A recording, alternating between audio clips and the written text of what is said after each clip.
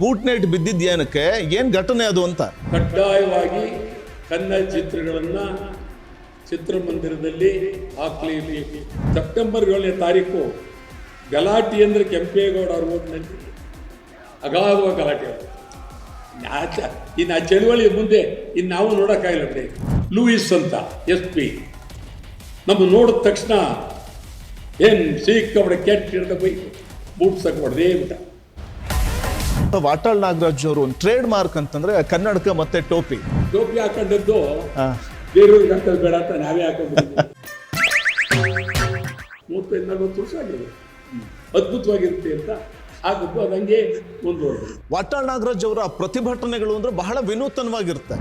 Diesel ಬೆಲೆ ಇಳಿಲಿ ಅಂತೇಳಿ ಕತ್ತೆ ಮೇಲೆ ಮೆರವಣಿಗೆ ಮಾಡಿದ್ರು. ಕತ್ತೆ ಓಡಿ ಹೋಗ್ಬಿಟ್ಟು ಮೈಸೂರು ಬ್ಯಾಂಕ್ ಸರ್ಕಲ್ಲಿ ಓಡ್ತು. ನೀವು CM ಆಗುವಂತ ಸಾಧ್ಯತೆ ಕೂಡ ಇತ್ತು ಅನ್ನುವಂಥ ಮಾತನ್ನು ಹೇಳ್ತಾರೆ. ಮುಂದಿನ ಮುಖ್ಯಮಂತ್ರಿ ವಾಟಾಳ್ ನಾಗರಾಜ್ ಅವರಂತ ಪಾಪ ಘೋಷಣೆ ಮಾಡಿದ್ರು. ಕರ್ನಾಟಕ ಬಂದ್ ಬಂದ್ ಬಂದ್ ಅಂತಾರೆ.